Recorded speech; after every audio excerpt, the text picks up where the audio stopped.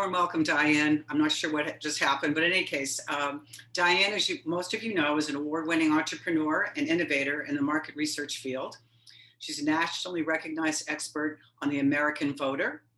She's a member of the Boston Globe editorial board, where she's written extensively about the voices of the electorate over the last few years. She's also the founder and chairman of C-Space, the first company to leverage social media for consumer insights.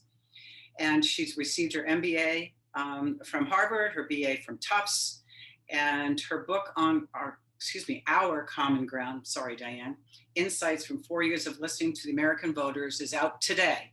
So where books are sold, including Amazon. Later on, we will provide links for you all to purchase the book. I'd also like to extend a warm welcome to Pam Reeve, the chair of the Commonwealth Institute Board. And Pam has graciously offered to interview Diane. Pam is an outstanding interviewer, as most of you know. Pam, in addition to being chair of our board at TCI, she serves on a number of public boards in addition to ours. And she also is a former CEO of Lightbridge Incorporated, a company she started from the beginning, took public, and ran for 15 years. So without further ado, I'd like to turn it over to Pam and Diane, and enjoy the show, and make sure that you ask questions, because this is really an opportunity for all of us to engage in a real conversation. So thank you. Pam. Thank you, Elizabeth. And thank you so much, Diane, for joining us this evening. And I can't think of anything more timely. Here we are on the 22nd of June, and Diane's book officially launches today into the world. I was very fortunate to get an early sneak copy a few weeks ago, which I devoured within 24 hours. It's also so timely because of not only the 4 years in between the elections that Diane covered, but also the year and a half we've just been through, where we've had the time to ponder a lot of big issues for our country. And I can't think of a better person than Diane to help us think about those issues. I was thinking earlier today, Diane, how long it's been since we've known each other. It's been quite some time, probably 25 years. We were both, in kindergarten when we met.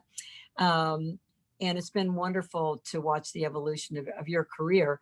But one of the things that I always admired back when you were running your company, and it certainly came through in the 50 op-ed pieces that you wrote based on these interviews and discussions with your voters, that despite your particular point of view, which I understand you hold very strongly your points of view, your ability to be even-handed and to really listen and represent the points of view and respect the points of view of people that are very different from yours. So I think that really came through in the work and in the book, and I'm sure people will get that tonight. So let's dig right in. This is a very interesting circumstance you found yourself in. You woke up one day and you had 500 voters across the country who were your close personal friends. Can you tell us a little bit about how that happened? Just to set it up for the rest of the conversation, how did that happen? Sure. Hi, everybody. It's great to be here, and thanks to the Commonwealth Institute for inviting me. So as I know a lot of you, as you know, I spent most of the last 20 years in CEO jobs.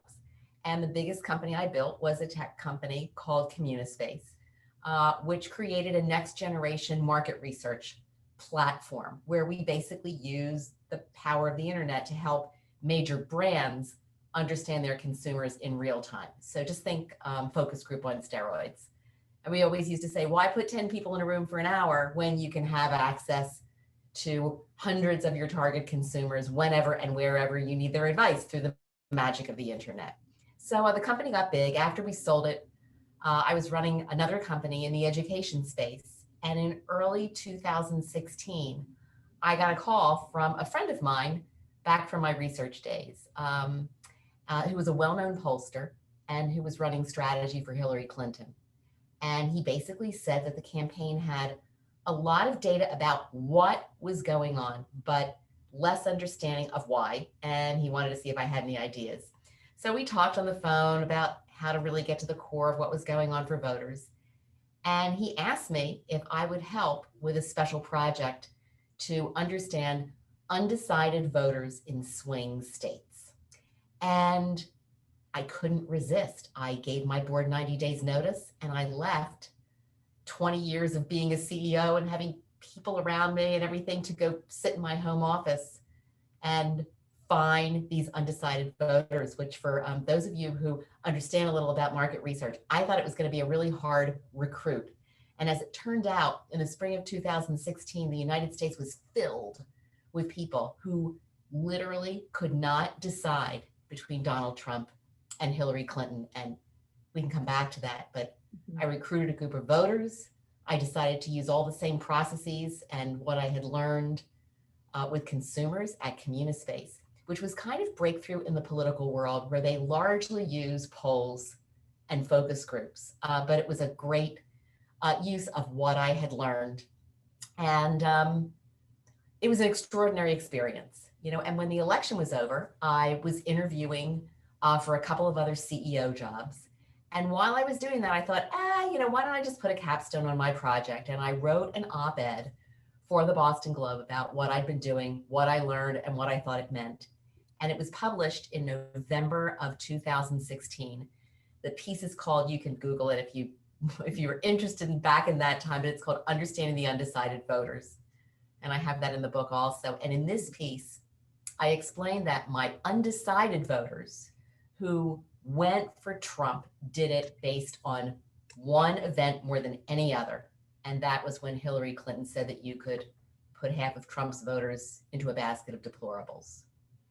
And what I explained in the piece was that at that moment, a lot of my undecided voters just went crazy. I mean, they rejected the comment. They decided Hillary Clinton was too elitist for them, and they started calling themselves proud deplorables.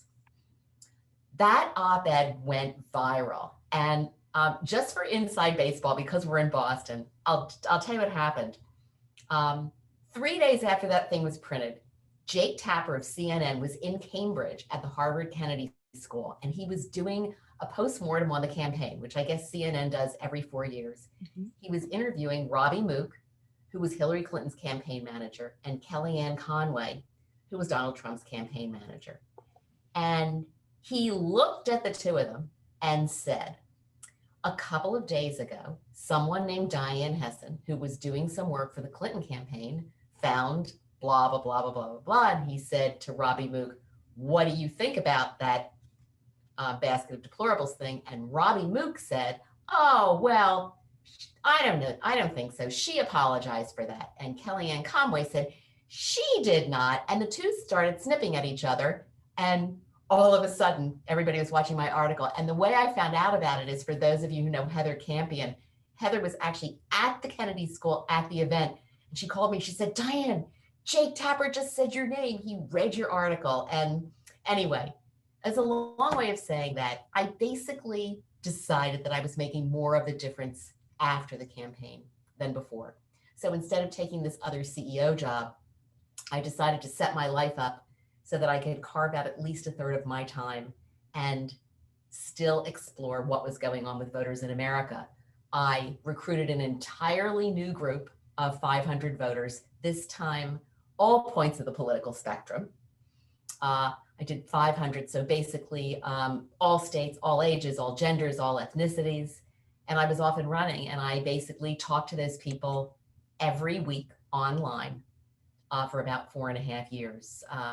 Every Tuesday, I'd give people a new project, a survey, a true false test, a fill in the blanks exercise, a video to watch and respond to, and so on. And whenever I learned something that was new and interesting, I wrote about it for the Globe. And that was everything from how millennials think about politics to why 35 million Americans think the 2020 election was fraudulent to, you know, why a woman would ever vote for Donald Trump. And it kept me sane. And I loved applying what I did for brands to the political arena and, you know, kind of channeling the voices of the voters. You know, thank you for that, Diane. It's really interesting when you started talking about this process, you were talking about the difference between what typically happens in politics, which is the polling, and what you were doing. And there is a section in the book that talks about, oops, what happened? The polls told us one thing and something else happened, and that's been repeated over and over and over again. You think maybe you've started a new approach that doesn't just rely so much on the polling, but maybe does a little bit more of a mix of, let's actually talk to voters as well as look at the statistics to get a better feeling of what's actually going on in the country? Yeah, I'm not sure about that. I think polling is still really popular. Um, you know, if you think about it and the data is out there, the polls are challenging because I can geek out on this, but there are lots of reasons that the polls were incredibly off. Some of it was technical, like sentence construction.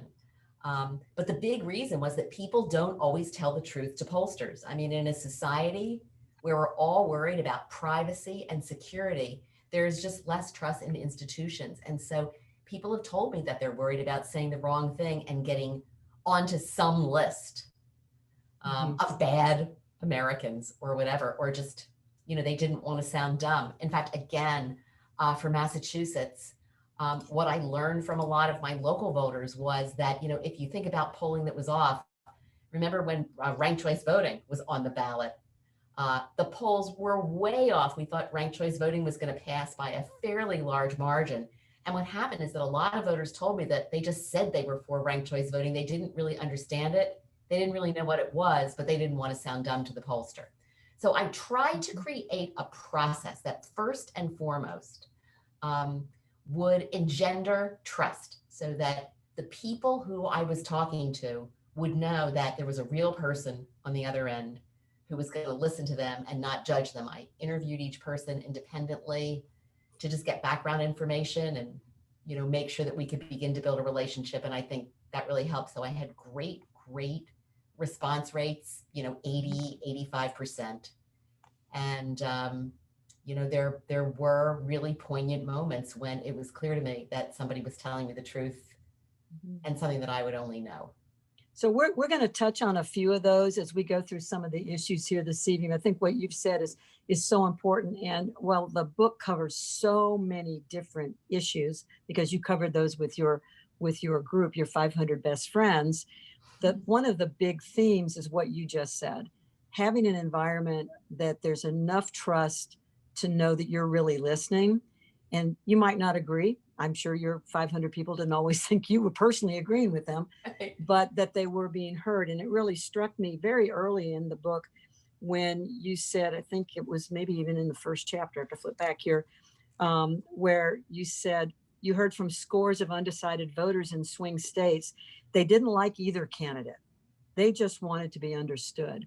And I think that theme really runs through. And then when we get to the little later in our conversation to talk about how do we move forward, I think you build some great ideas on that. So looking at the whole set of issues, Diane, and all of these conversations and surveys and polls that you did, you report the differences in people who tend to lean Democrat or tend to lean Republican. Did you find major differences by gender and issues? Was there anything striking to you as you look over the whole body of work? Did you find more similarity or dissimilarity if we cut those things by gender? And it may be by issue, but just wondered what your reflection is on that. Yeah, I as a woman, every time I asked anything, I cut it by gender to see if there was something that was really different. Women are so critical in elections. So here's what we know. You don't need to hear this from me. I mean, there is tons of data that says that women turn out at higher rates than men. And we also know that in 2020, the data says that women voted for Biden over Trump about, I think it was 57 to 43, something like that. But here's what's important. That 43 is an enormous number. And this represents women who just don't think that the Democrats represent them. So, sometimes you think, well, gee, women are all together. We all care about our families. We all care about healthcare. We care about education. We care about making ends meet. But the ways in which we think that needs to get done are still pretty different. the women in the 43% who supported Trump talked to me about things that were just heartbreaking, right? Telling me that the women's movement doesn't welcome them because they don't work. Women would say things to me like, look, not all women are pro-choice, or not all women care about this. This was the one that really got me. Diane, we don't all care about breaking the glass ceiling. Like, it's a nice thing, but it's not a big enough issue to get my vote. And I would say to women, but don't you think it would be great, like for your daughters or even for your son, to have a woman president?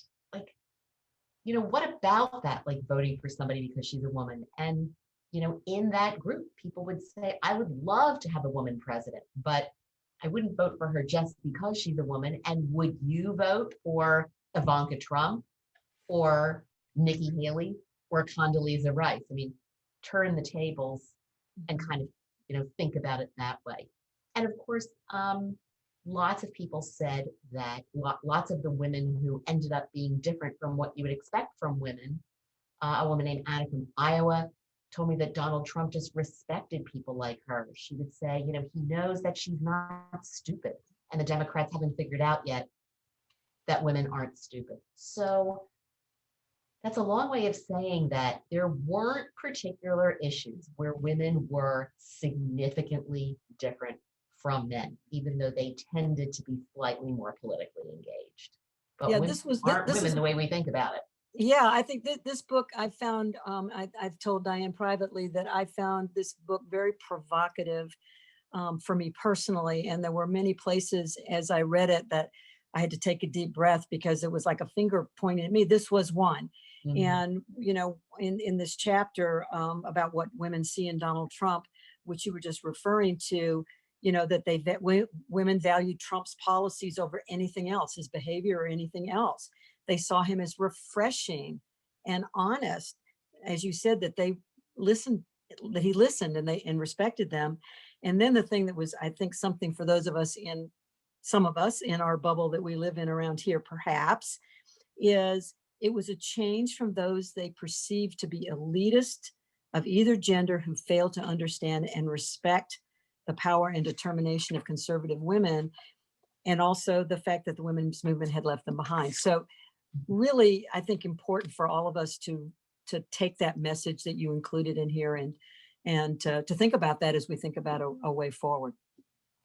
Yeah, there's one of the true false questions in the beginning. I think the one that it's a bit of a trick question, I will admit, but one of the ones that people tend to get wrong is the question is something like, that basically says that a lot of Republicans voted for Trump despite his character. They didn't like his character, but they liked his policy. And in fact, that actually isn't true.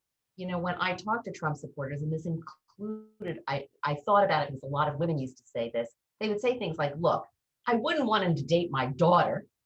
I wouldn't want my son to kind of grow up and do what he does, but he does have the important elements of character that I care about. They saw this strong man who they believe tells it like it is, who works hard, who loves his family, and who made huge progress despite a lot of obstruction from the other parties. So that's how they define character in this sense. So I would say you're going to vote for him despite his character. No. You don't understand. We're not using the same. We don't have the same concept. So Mm-hmm. one of the members of the audience was asking a question about whether there may be even more sort of either. I'm gonna riff on it a little bit. She was asking about, or he was asking about, whether we had sexism at play during the prior election, and I would say maybe sort of even in the home, more dominance of the male in the home, who knows. But the question was, if Hillary Clinton had been a man, would the outcome have been the same or different? Would things that folks maybe found not as attractive in her, in a female, maybe been perceived differently had she been male? Yeah. Well, I have two responses to that. That's a great question. Look, you don't need me to tell you that women just have different guardrails. We have to operate within a narrower frame of reference in terms of all this. The most obvious example I can give you right now is Kamala Harris, who gets criticized the most for how casual she is and how she sits. I mean, I think the most endearing thing about her is how she just cracks up laughing all the time. You know, when she's stressed out or when somebody just says an inappropriate thing, she learned really to use humor to deflect it. And a lot of people just say, oh, you know, I don't like the way she laughs, you know, or whatever else. She gets a lot of problems. You get a lot of style comments, much more so when it comes to women. You know, having said that, the number one reason that people voted for Donald Trump in 2016 was not that they thought he was a great guy. They just hated Hillary Clinton. And if you know someone who voted for Trump then and you want to understand them, and especially if it's a Republican who's living in Massachusetts, say, you know, in 2016, are you one of those people who voted for Donald Trump just because you hated Hillary Clinton? I will tell you, there's a 95% chance the person's going to say, oh yeah, that's me. You know, people thought that she was totally corrupt, and they believed that the Clintons were totally corrupt, not just Hillary. And they would state an entire lifetime of questionable activities: Whitewater, Vince Foster, the Clinton Foundation, you know, pay to play, Benghazi, stealing furniture from the White House, defending her husband against women who accused him of sexual harassment and then saying she was a supporter of women.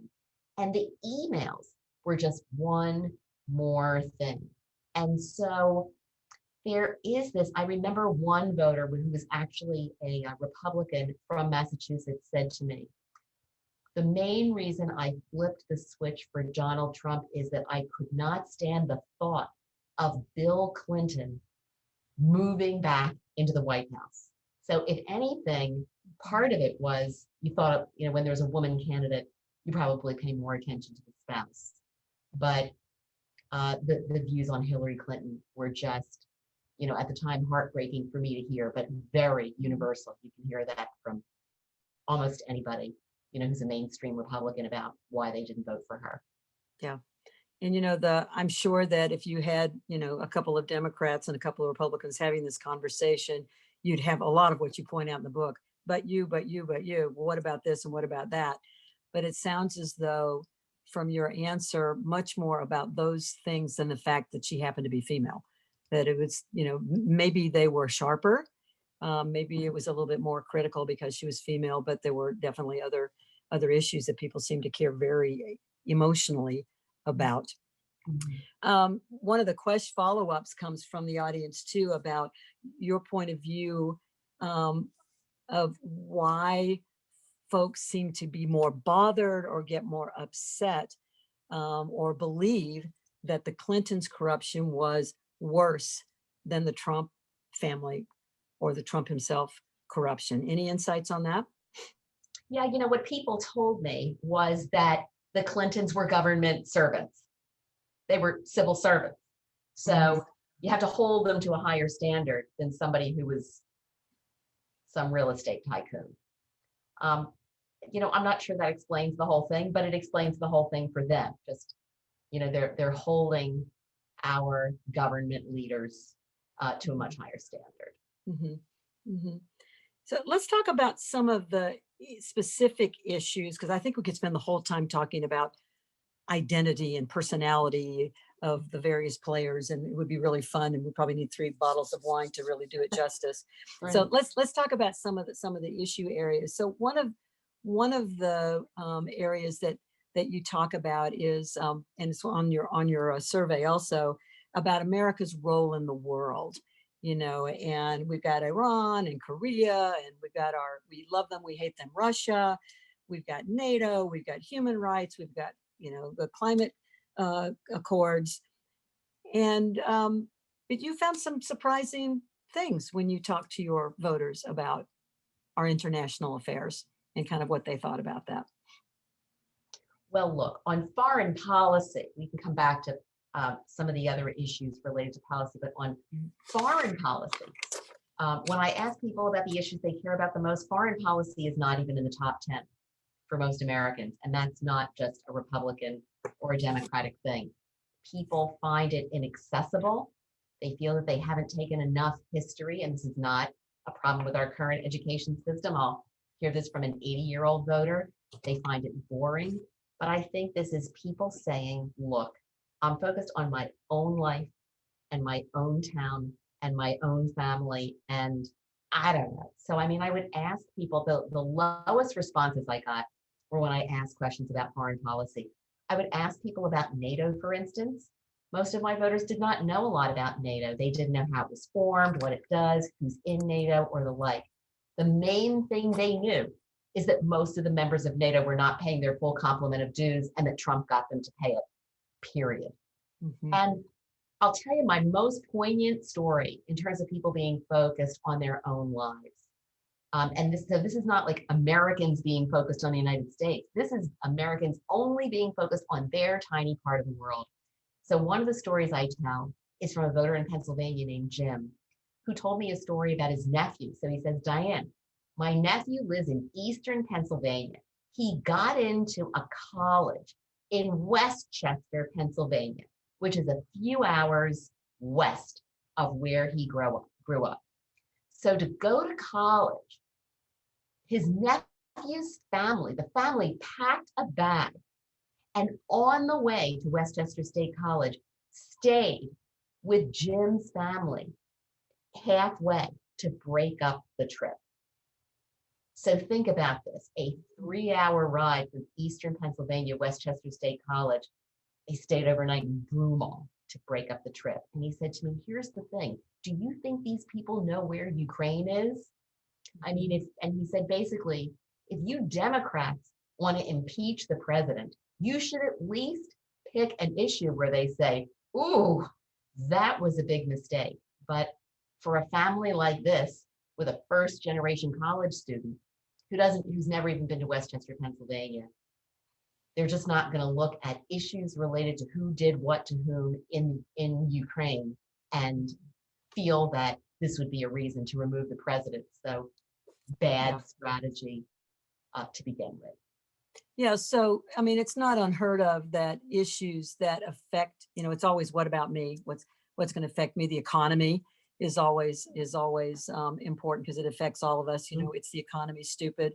Yeah. But one issue that is a little bit more mixed on that, certainly in some parts of the country, it would affect individuals, but for a lot of people in the country, it didn't affect them so much right in their face, was the issue of immigration.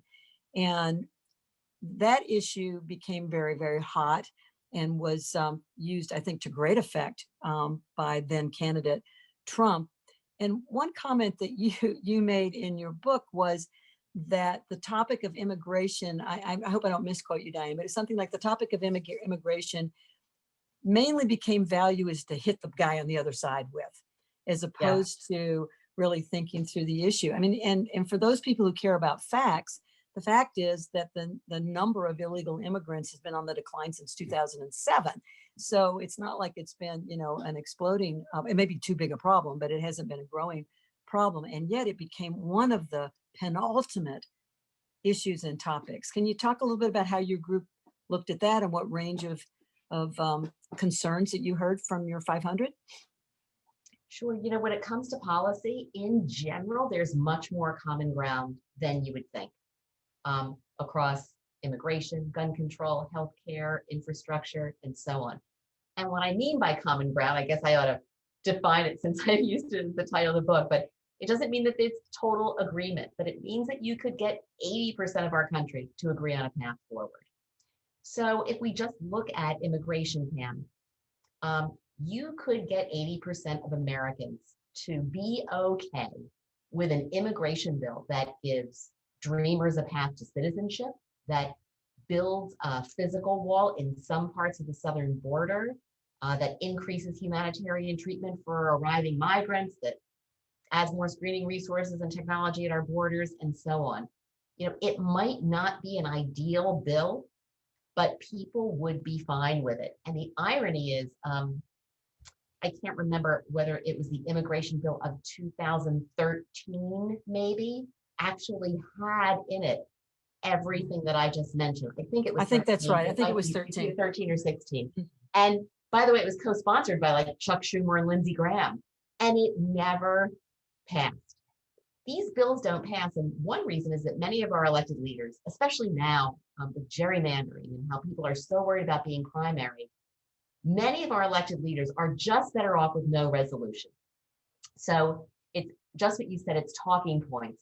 It's easier to be a Republican and have a platform where you scream and yell that immigrants are pouring into our country and that if they elect you, you will stop them, or to be a Democrat. And excuse me, and to be afraid of them, that they're Yeah. criminals and they're going to do bad things. They're going to take your jobs away and harm Yes. your family and that kind of thing. Yes. So vote for me and I will make sure that doesn't happen.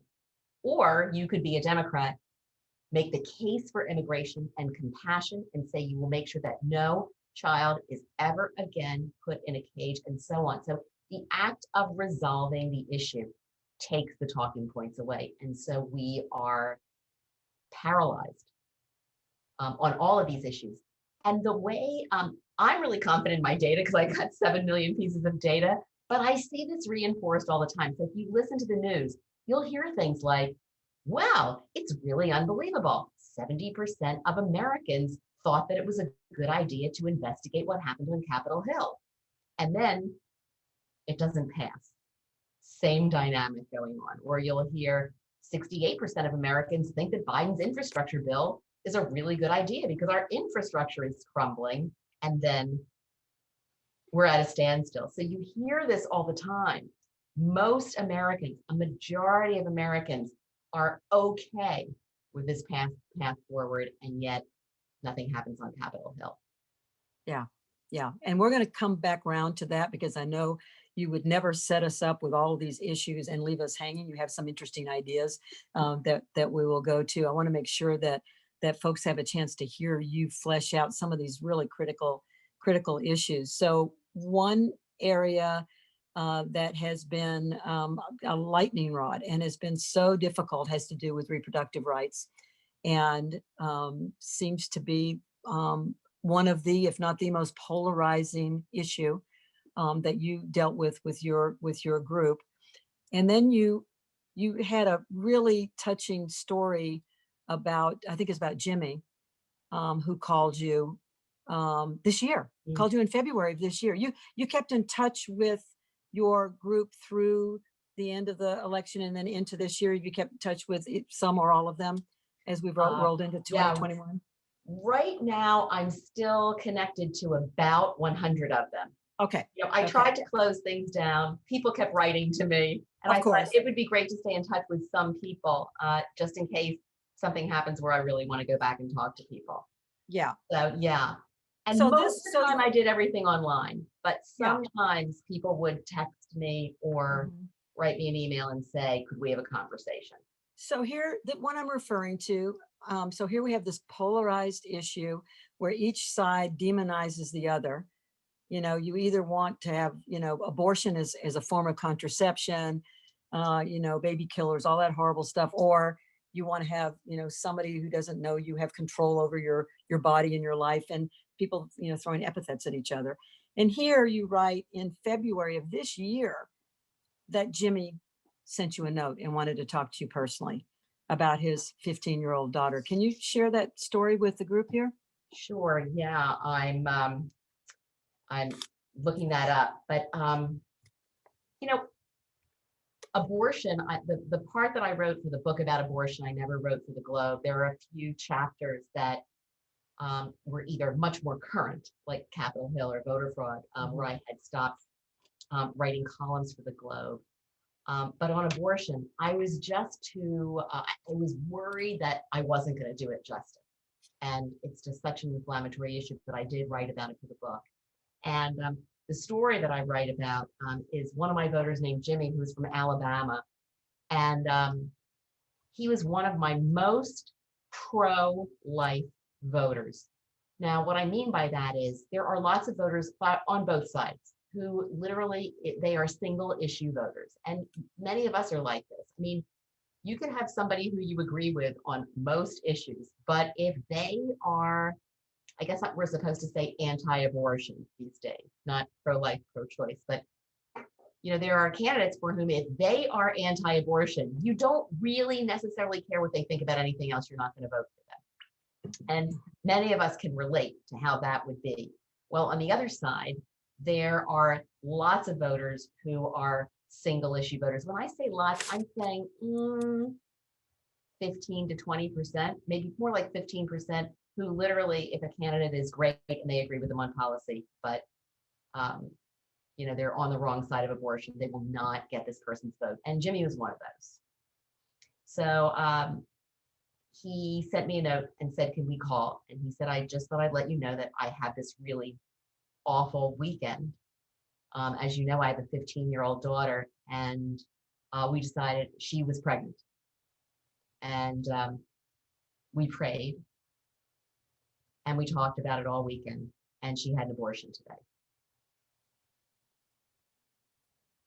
And I was totally blown away. I mean, first of all, I wanted to tell you that I wanted to tell you the story this way because this is how I feel about the people who were the voters on my panel. I mean, the fact that he would call me on the day that this happened really felt like a privilege. And I said to him, I've got to tell you, this is a conversation. I feel like I've got to slap myself. So tell me what happened. Anyway, we had a long conversation about it. What he basically said to me is, look, this was excruciating for us. This was not like you pro-choice people. And I said, well, tell me more. What do you mean? He said, well, this is such a hard decision. It wasn't casual. It wasn't, oh, I'm pregnant, I think I'll go get an abortion. And what I realized is that lots of Americans who are anti-abortion believe that the pro-choice people view abortion as casual. I don't know how many of you have had an abortion. I haven't, but I went with a friend who had an abortion, and I did it when I was 16 years old, and I still think about it at least once a week. I mean, it was a horrible experience, and it was excruciating. I don't know if she prayed and sat with her family, but he didn't realize that. That didn't, just as his decision didn't connect with me, the fact that I was sharing with him that actually people who are pro-choice also see this as an excruciating decision literally did not register with him. So that doesn't mean there's common ground on abortion, but it's the same dynamic as in lots of other places. Our perceptions of the other side are just inaccurate, wildly inaccurate sometimes. Well, I know that sometimes common ground doesn't mean I convince you or you convince me. It means in the big issue where you're on one side and I'm on the other, while we may never get one or the other of us to the other side, there is something that we can do to move from where we are today. So you talk about some elements that maybe both pro-choice and pro-life, if you want to call it that, could agree to, perhaps like maybe only allow abortions under more controlled circumstances. It's not going to be completely satisfying to anybody. Yeah. Better education about sex and reproductive consequences, easier access to birth control, counseling, that kind of thing. So can you talk a little bit about what makes you feel that those things could actually move these sides closer together? I mean, we're still going to have differences, but if we can get the heat and venom out, maybe we can actually make a path forward on this issue that is so important to everyone and definitely important to women. I'm not sure that there's common ground on abortion. I mean, I wouldn't necessarily put it in that category, but most of the concerns about where, if you try proposing something, the concerns are not about that policy. Everyone's worried about a slippery slope. Mm-hmm. So if you had a policy that said, we're going to outlaw third-term abortions, except for in cases where the mother's life is at risk or, whatever. 80% of Americans would be okay with that. But the people who are pro-choice are very concerned about that policy because they believe it's a slippery slope. That if you're okay with third term, at some point it's going to be 6 months. and then it's going to be 5 months, and then it's going to be 4 months, and etc. So again, it's just lack of trust, worrying that you have to be rigid and stand your ground, or you never know what's going to happen in the future. And I think that's what's happening in many of these cases. It's the exact same thing, Pam, with gun control. Mhm. I tell another story in the book, and this voter actually is also named Jim, different person from California, but he's got 200 guns, and he's a lifetime member of the NRA, and just talks about growing up and going hunting with his father and everything. And yet, when I probed, he has all kinds of ideas about how guns should be regulated, from making sure that no one on the terrorist watch list, even if it's administrative error, ever gets a gun, from closing gun show loopholes, bump stocks, etc. I mean, you go through everything he thinks about, and it just gives you a headache. You think, oh my gosh, this man cannot be saying all of this. But he digs his heels in because he's worried about a slippery slope. He's worried that one day that regulation is going to come in there, and then, all of a sudden, someone's going to knock on his door, take his 200 guns, and say goodbye to these because they're bad things. So there's so many trust issues. It's not the same on gun control as it is on abortion, the slippery slope issue.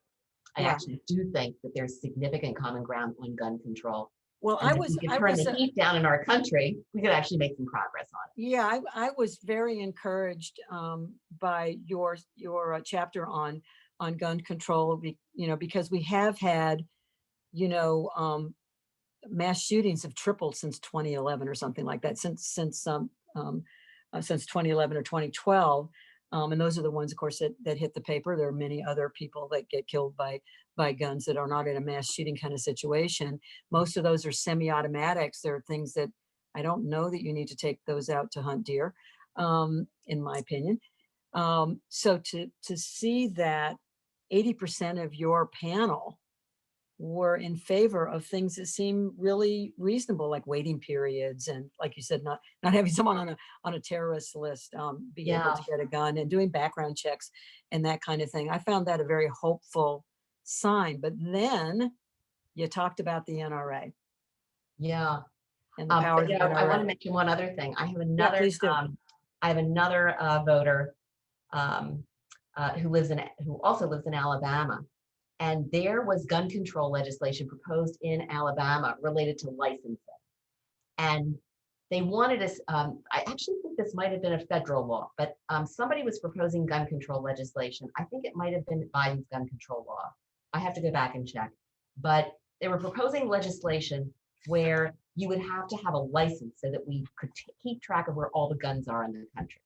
So I talked to him about it, and I said, boy, I bet you hate that law. And he said, I hate that law with a passion. Well, why does he hate the law with a passion? This guy happens to have 300 guns. He's fine getting a license. He's fine with people knowing that he's got 300 guns. But the license fee was something like $10 a gun. So he said to me, look, here's the thing. You want to have license. The country wants to do that. And yet it's going to cost me $3,000 that I just don't have. So it was the license fee. And a lot of his friends working, he's actually in Northern Alabama. A lot of his friends felt the same way. I mean, I'm okay getting a license, but you're going to charge me, for that. It's just something that's unaffordable for me. So again, we just make assumptions. Did your group, the members of your 500 that were in favor of the ownership of guns and Second Amendment and however they use them, whether it's for hunting or they just, they think they're beautiful and machines and that kind of thing, they like to have them. Did they have any perspective on semi-automatics versus other guns? Did they make that distinction, or was it really all lumped together in one category as you folks talked about that? Yeah, I got a gun education because semi-automatics are actually okay. I mean, what people are pretty okay with regulating assault weapons. I mean, real automatic, you hit the trigger, bah, bah, bah, bah, bah, bah, bah. Yeah. They know that people don't necessarily need that, but a lot of what we think are the bad things are just us not really understanding gun culture, not growing up in a rural place where you're really worried about somebody coming to your home, etc. So yeah, I mean, there's room on all of that. But again, resolving that gun issue takes away talking points. And a Republican, for instance, who compromises on gun control doesn't really worry about compromising on gun control, knows that he or she has the support for it, but is worried about getting primaried by somebody who says, never, never, never. It's a slippery slope. Mm-hmm. Yeah, which makes it sound very difficult to find that common ground that you're urging us to find. I think another area that I found an optimistic one, because there seemed to be there's actually seemed to be common ground, was on the topic of climate, and the fact that we needed to do something about climate. And you have this great quote in here from Christina in New Jersey. Yeah, I believe climate change is a very big problem. I do want to be kind to Mother Earth. We need to get away from fossil fuels, and it needs to be attacked from all angles, which I would have just about bet money is a New Jersey Democrat making that statement, and that was absolutely not the case. Yeah, there's a lot of common ground on how important it is to invest in climate change. But what happens? We argue past each other because there is not total agreement that climate change is man-made. So that's where we fight. We fight, oh, did man cause it? Is it, something else geological or, related to what's happening in our atmosphere or whatever, when in fact, that's not the point. The point is that man can do something about climate change and that people really, really care about future generations.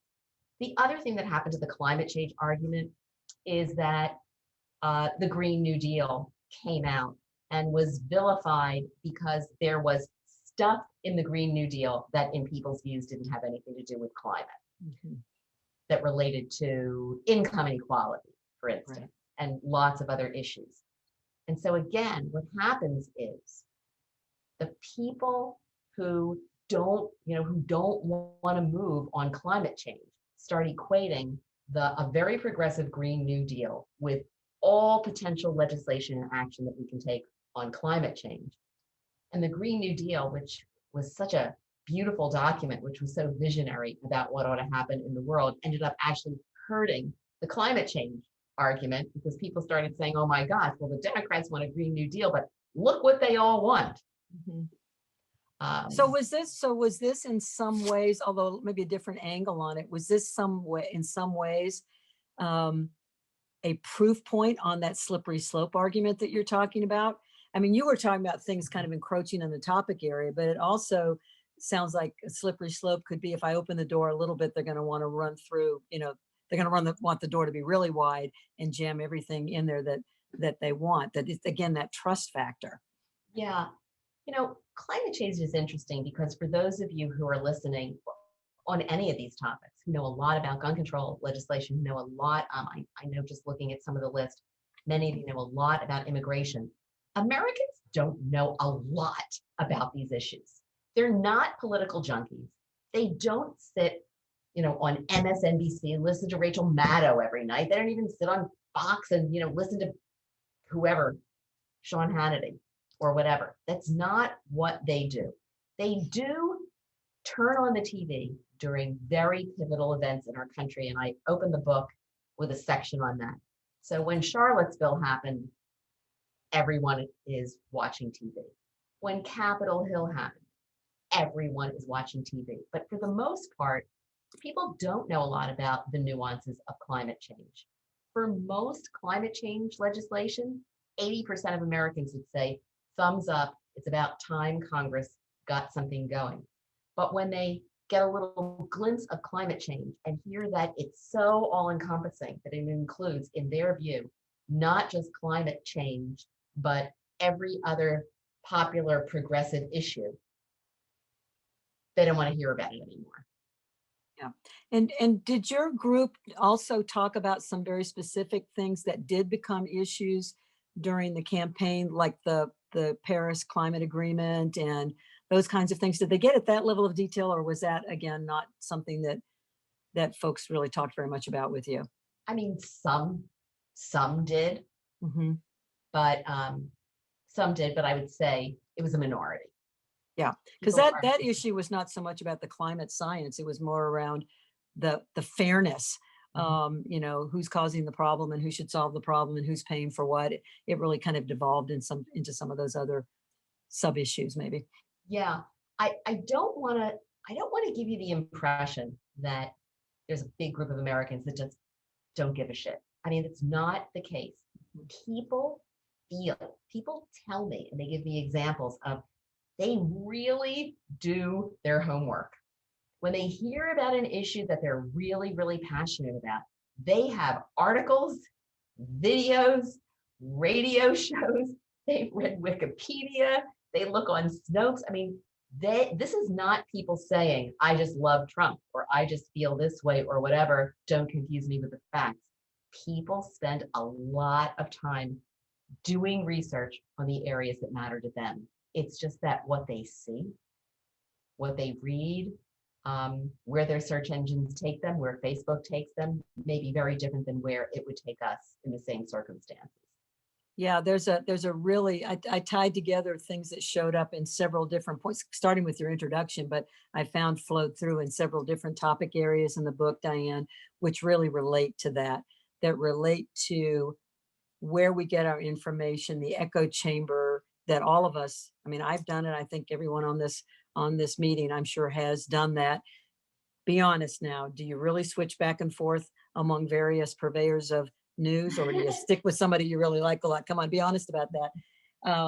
This sort of echo chamber. And I had a couple of questions for you about I'll use terms that are not quite right, but the use of media, both mainstream and social media, the use, maybe abuse or brilliant use of this situation, the outlets that are available, how people tend to view them. You might or might not like the outcome, but is that, the way of the world? And is it smart to figure out how to use those things to get support for the issues that you're trying to get support for? I don't think we experienced it nearly as much in the prior 2 or 3 elections, even though it was starting to happen. Definitely in the last 2 elections. You mean like with social media? Yeah. Yeah. Yeah. I'm trying to be optimistic about this. Uh I I've tried to write a book of hope. I've tried to be hopeful about this. And I think it's really I think it's the only option we have. I can give you my big speech on why it's the only option we have. But I believe that we're in phase 1 of all of the damage that social media can do. And I think most people are starting to say, I think I should start questioning what I read. Mm-hmm. I think that's happening on both sides of the aisle. We get information fed to us on social media or any kind of media, and we say, I don't know about that. I think I'm going to check that out. And we all have our ways of doing that. I think most of the ways that we do that are technologies like Snopes that were invented a long time ago. But I'm looking forward over the next 5 years to having better technology to help us curate our news and to have a filter on the information that we can get. But we are starting to do that. I mean, I think Americans are starting to say, I wonder if I should believe what I heard, even on my beloved television station or whatever. Yesterday, I had one of my voters from Pennsylvania send me an article about Sheldon Whitehouse. And he said, can you believe it, Diane? You have written about racism and everything. And here you are, and you got your, Democratic hero. Sheldon Whitehouse belongs to a country club that's all white. And people asked Sheldon Whitehouse, what about that? And he said, well, they haven't gotten to fixing the problem yet, and he wasn't going to resign. I could not believe that. I must have spent 15 minutes online trying to prove to myself that wasn't true. And guess what? It's true. I figure the guy's a member of that country club for another 5 days. Mm-hmm. But I didn't take that at face value. And I think we all need to learn to get better at that. And I think there will be companies out there that help us get better at that, because we're in early days. And Well, we I all think know that it's that social media is sometimes amplifying non-truth. Yeah, that's definitely true. And, you also talk about how important language is and how things are framed. And I think that, those of us of a certain age grew up in an era where we didn't have as many news outlets. And we had sort of these, usually they were white guys, these people that we trusted, that were like having somebody's grandfather or father in your house kind of telling you what's going on in the world. And we're very far away from that now, where it's corporate owned and there are, we need clicks and eyeballs and advertising dollars and all that. So it's a different set of motivation. But it also requires us to do, I hear you saying that there'll be services and, technology-based services to help us. I really hope that's true, because we have so much information to digest.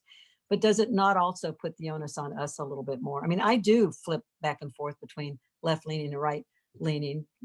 As excruciating as it sometimes is to me to do that, to try to understand how different the perspectives are. And I do try to understand why they might be.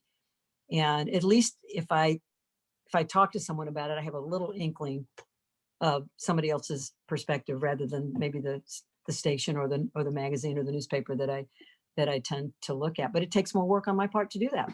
Mm-hmm. And, you also say in here that, people don't want to work that hard. They don't want to think that hard. And, it kind of goes back to your people pay attention when there's something hot going on that they care about. So we have a lot of work to do. And I found it really interesting too. You mentioned several places about people pointing to the fact that mainstream media has caused a problem. The people that supported former President Trump talked about how the mainstream media won't let him rest, will not let him say anything or do anything. They're pouncing on everything he says. And people on the Democratic side are talking about how the media has really created this thing called Donald Trump. So I thought I would do a little research on that. And I don't know what the mainstream media is, Diane. Maybe you can tell me. The mainstream media. Okay, so if you look at what we typically would call a newspaper, whether it's digital or in paper, the largest circulation is the Wall Street Journal, which most people would not say is a left-wing rag. Mm-hmm. And it's the largest by a lot in terms of its circulation. And very, very, much below that, it's like 6 times larger than most of them, 2 times larger than the New York Times. So I'm not quite sure about that. And then when we look at cable news, this I thought was very interesting. Fox is like more than 2 times larger revenue and 3 times more viewers than CNN. Mm-hmm. And MSNBC is kind of in the middle there. So when people point a finger at mainstream media, I don't know who the heck they're talking about. Who are they talking about? Well, a lot of the people who talk to me about mainstream media, they write off CNN, MSNBC, Wall Street Journal, all of those. What they're really more interested in are the fringe publications, on the right, Daily Caller, mm-hmm. American Spectator, God forbid, Infomax, or whatever else. They look at those, lots and lots of newsletters. There's a guy on the right named Dan Bongino, Bongino. I had never heard of him before. He has more Facebook engagement than any other person on Facebook. He's just a very, very popular conservative person. On the left, it's Slate, Jezebel, Counterpunch, Wonget, Occupy Democrats, Mm-hmm. Outlets like that people are more likely to look at, because they just feel like the mainstream media has a model and a set of incentives that are just different from what they would look at to get at the truth. But that's a real problem. It's a problem. And I think The Economist and things from the BBC are things I can swallow. They seem to not have an axe to grind. But yeah, that's going to be a lot of work for us to try to find things that are mostly reporting the news and not just opinion. I think that's really, really difficult. Yeah. One of the things that you talk about too, and it relates to where our belief set is, and maybe relates to relates to how politics works and how elections happen, about the devotion to party, and maybe party over country in some cases. But I think you're sort of an equal opportunity basher of both sides. I mean, you talk about the disarray in both parties and problems with both parties, and that people have their fan base in either party, but that they each have issues. Can you talk a little bit about that with this group, what you see in each of the parties right now? Yeah, I mean, look, both parties have issues related to the more, and I'll just use this term because you'll know what I mean. It's probably not accurate, but the more radical wing of the party is trying to pull their party away from the middle. And then you've got a more moderate part of the party, and it's happening on both sides.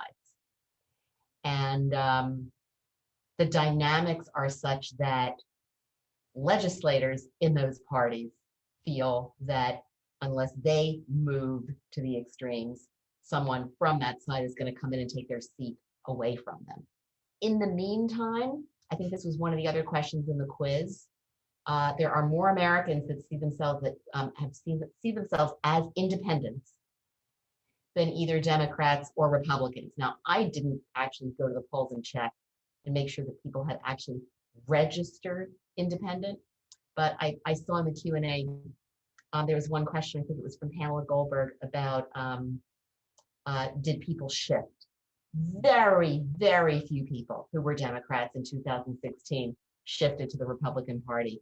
Very, very few people who were Republicans shifted to the Democratic Party, but lots of people abandoned their party and decided to, at least with me, say, I am an independent. Lots of movement there.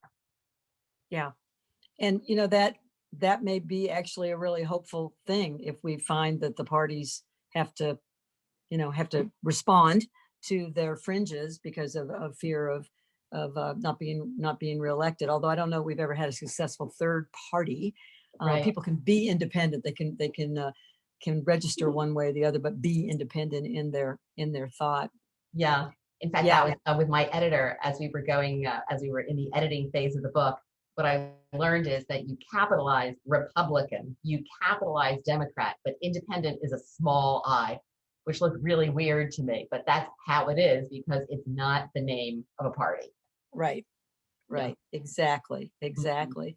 So if you think about the path forward, you have a wonderful set of thoughts at the end of the book. You didn't leave us hanging and ready to go drink another vodka after reading the book with all of these very important and serious issues that we do have.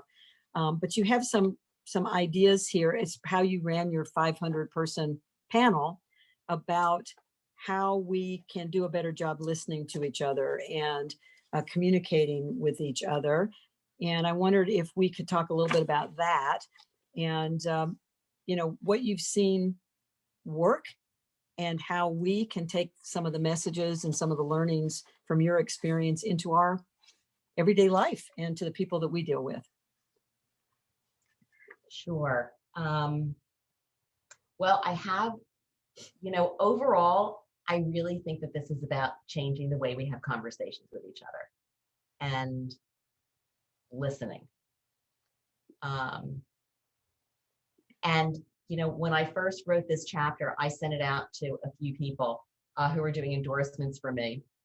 And some of them came back and said, Diane, I really, really like the book, but in the last chapter, you got to do a much better job of getting super tactical. Like if you think we need to listen to each other, you literally need to tell us how to have a conversation with a neighbor, a friend, a family member who just is crazy and thinks totally differently from you. So let me ask you, I want to interrupt you for just a second and just ask, what time frame was that? Was that before or after January 6th while you were sending this out for commentary? It was after? That was after January 6th. So did you have interaction with your folks after the 6th? I had interaction with my folks after the 6th with about 150 of them.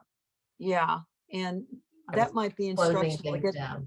yeah, get some learnings from how people landed on that. Were there any themes that came out of that that January are 6th. instructional as you then go to how do we listen to each other when we really have such big differences?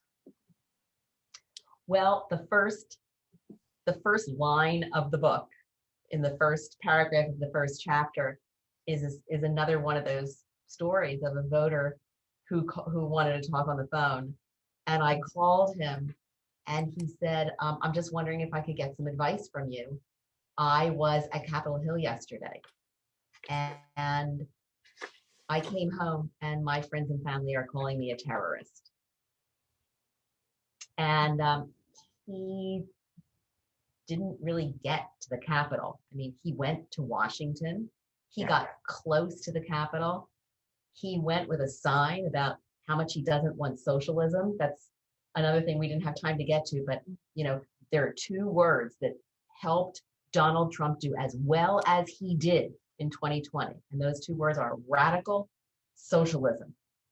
Radical socialism, which he said dozens and dozens and dozens of times, and that came through. So this guy drank the Kool-Aid on that. He got in a car and went with a bunch of his friends, and they drove to Washington, and they had their "We don't want socialism" signs and all of that. And he didn't get near the Capitol, but he was in Washington, and no one would speak with him. And I don't think we can look. We need to be really careful about our language. You cannot look at what happened on January 6th and say those were Republicans or those were Trump supporters. Those were insurrectionists, terrorists, radicals, violent radicals who defaced the Capitol and did things that were absolutely appalling to the large proportion of Americans in this country, including the 70 million people who voted for Donald Trump. So again, I think it's really important to do that. There are not a lot of people who voted for Trump who think what happened on Capitol Hill was okay.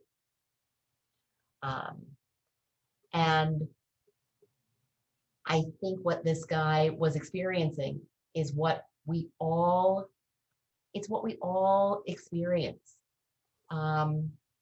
These inaccurate perceptions of the other side, which is why I think listening is so important. I mean, if you ask most Republicans about the Democratic Party, they will say,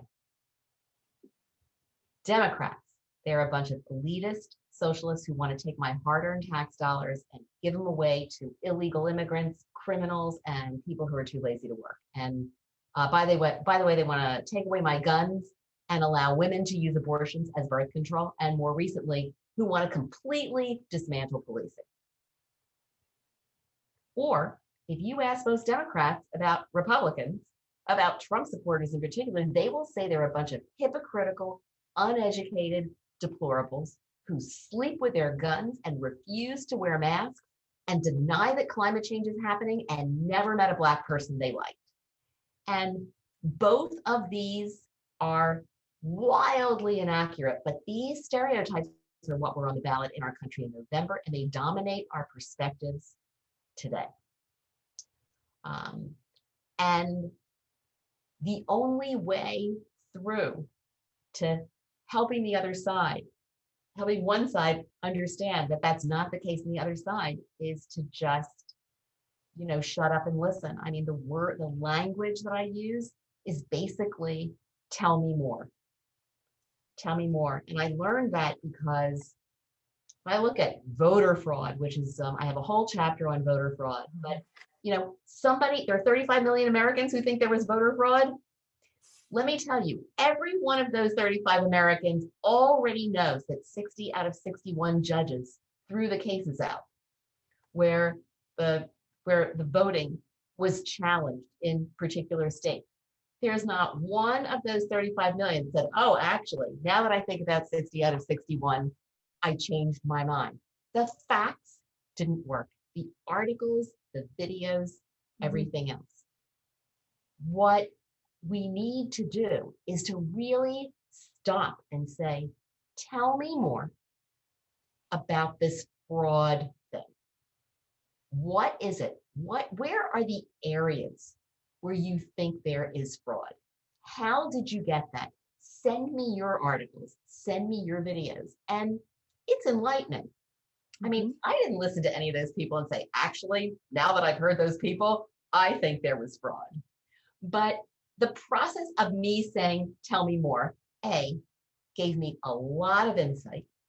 And B, at the end, had them saying, thank you for not judging me on this. And now, like, what did you think about what I said? Like, what's your side of the story? So lots of good comes from those kinds of conversations. And by the way, I'll give you a hint on this because it was also one of the questions up front. One of the primary issues for voters about the ones who believe there was fraud is mail-in voting. The stories and their perception of what is wrong is all about their belief that there are ballots that are sent to people's homes, and you can fill them out and mail them in without proving who you are, without any kind of signature matching. Somebody can pull them out of your mailbox and all that. They're really, really worried about the lack of guardrails when it comes to mail-in voting. And as you listen to them, they have lots of examples of that. You know, millennials worry about the fact that everything's on paper. You know, why is it that we have that kind of problem? So that gets layered on. But when you look at it, it's not just an emotional thing where people are saying, well, my candidate didn't win, so I think there was fraud. Again, people feel like they're really doing their homework. They may not be listening to the same stuff that we listen to, but these people have specific thorny issues that they believe that we need to deal with as a country and that we need to deal with urgently before 2022 so that we don't have those kinds of issues again. And in fact, a majority of Americans believe that there are significant problems with our voting system. That doesn't mean they thought there was fraud, but lots of people have stories of, oh, my kid is 30 years old. He left the house when he was 18 and went off to college, but I still get his ballot. And he's registered to vote in California. I'm getting his ballot in Massachusetts. Like, he doesn't vote in two places, but I bet he could. I mean, people have those sorts of stories. So in your discussion, sorry. No, go ahead. So what people want is they want an investigation. They want a commission. They want something, and everybody's cool with this, by the way. They want something really official. Like if there was Russian collusion on the last election and there was a big expensive commission, how come we're just saying 60 out of 61? Let's get a commission and investigate fraud. Let's put a bunch of tech geniuses on it and, you know, figure out what we're going to do moving forward. But that seems not to be in the mix because the perception is that the fraud people are crazy and that they just have an emotional argument. So again, you know, examples of listening. I mean, obviously, we have to start with ourselves, but there are lots and lots of organizations that are figuring out how to do this, you know, on a scaled basis, you know, showing videos of conversations with voters at opposite ends of the spectrum coming together and listening hard and talking to each other, et cetera. I've got lots of examples of that. So with all of these issues, and you in your book, you do detail the sort of the demographics of your group, male, female, Democrat, Independent, Republican, the 13 or 14, 15 states that they're from, the ethnicity and racial background, that kind of thing. Was there ever any explicit conversation about any of the issues or how to have more respectful and honest conversation across the demographics, across the racial divide? Because during this time, we also had all the racial unrest going on in the country, more so than, I mean, it's always there, but we've had big explosions the last year or so. Was that ever a theme? And did you find that people could actually have a conversation with you, or maybe even with each other, that had that kind of racial flavor or topic, either direct or sort of the underlying tone? Did that ever come up with your group? And if so, what did you learn from that?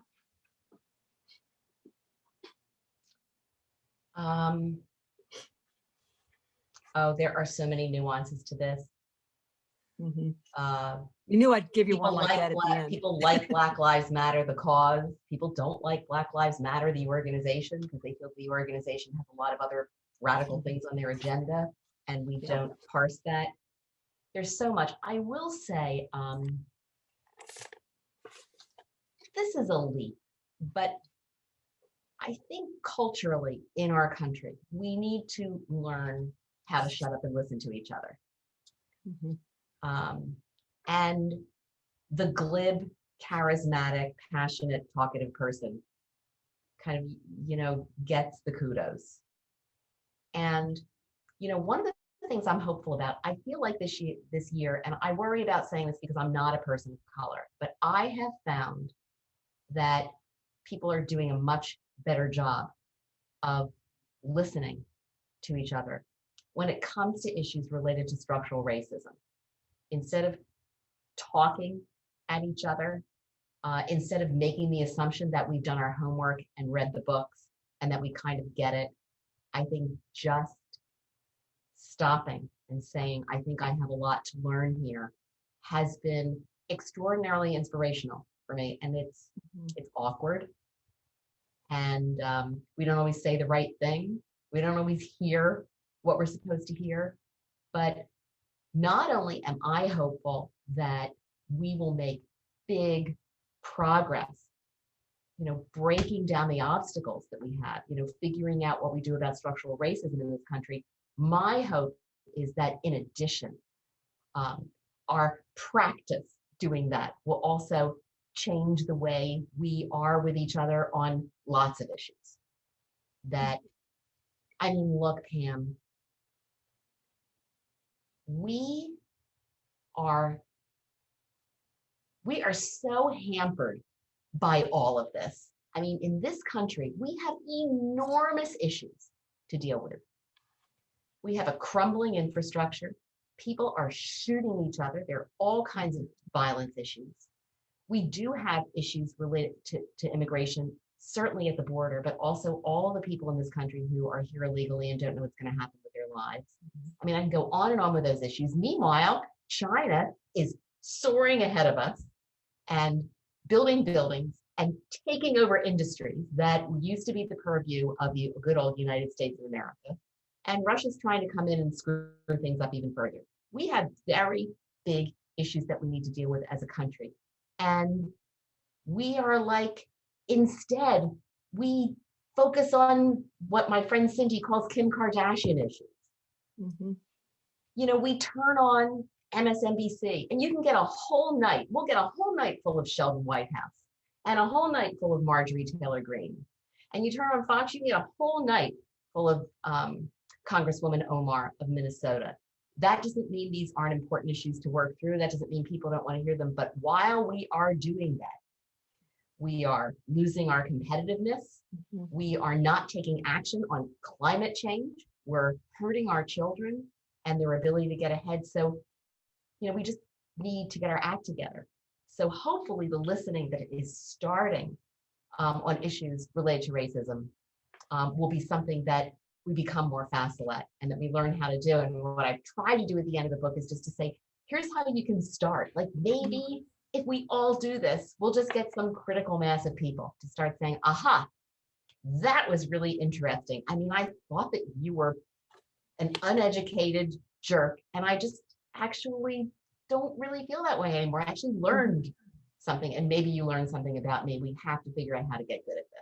Yeah, I think we have one of the faculty members of the Strategies for Success program always says, "Be curious, not furious." So don't start with judging and putting people in boxes, but take a breath.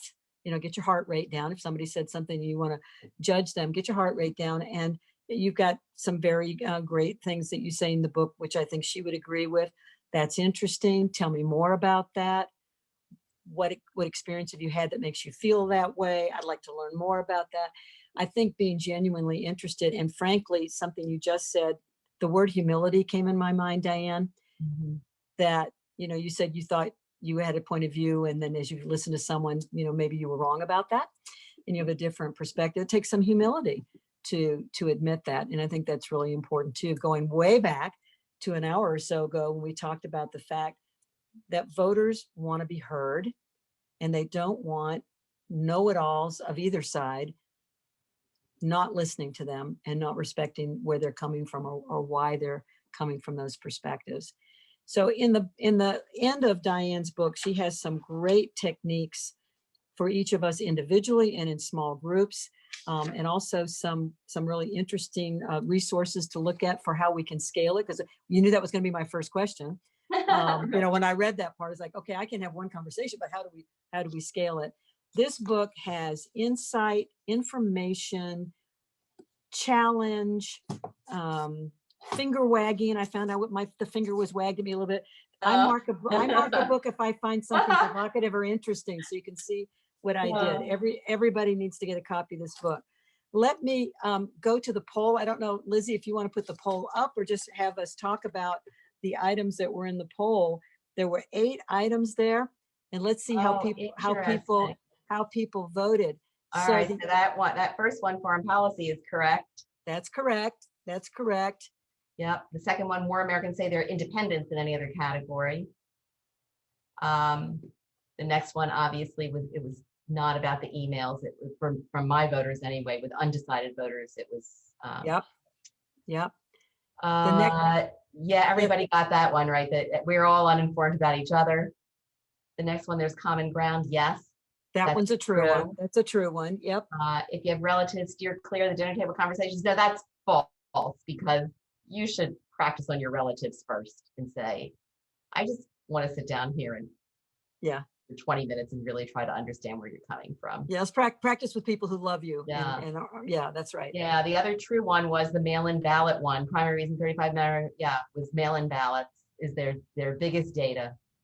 And that last one, Biden supporters voted on character, and most Trump voters told me that they supported him based on his character. It's just that, and I have a chapter on this, it's just that we define character differently. Yeah. So I'm going to turn the mic, the metaphorical mic, back to Elizabeth. Can't do that without saying, my dear friend Diane, thank you for the work you did for 4 years, for the 50 op-eds. If people haven't read them, go get them. They're really worth reading. For our common ground, really worth a read. And just thank you so much for your time tonight. Diane, has been fantastic. Elizabeth? Thank you for reading the book, and you're such a great interviewer. So thank you. I appreciate the question. Thank you very much, Pam. And clearly, Diane, this was really quite a conversation. And the old point about listen, listen, listen. Sometimes it's hard when you have opinions or you're hearing them that are not exactly germane to your own. However, thank you so much. This was really provocative, interesting. I'm sure it's given a lot of fodder to our audience about what's really going on out there in the country and what people are thinking and what they're not thinking. So thank you, Diane. And I want to make sure that everyone knows I think it's in the chat feature that there's a link to purchase the book. And if you want to receive a signed book plate from Diane that we will mail to you, I believe, if I'm saying this right, there's a form that Liz will be posting. Is that right, Lizzie? Liz? Yep, that's correct. Things are being posted to the chat right now, and we'll also follow up via email. Great. Well, thank you, everyone. I hope you all enjoyed it. Based on the questions, I think we had a lot of engagement, and which is what we like to do at TCI, is to convene and get people talking about the real issues that are surrounding us every day and impacting women and what we're doing and what we're not doing, and how best to move forward with positioning women leadership throughout our country. So Diane, one of the famous leaders and one of my favorite people of all time, thank you so much. It's really a pleasure to have you with us tonight.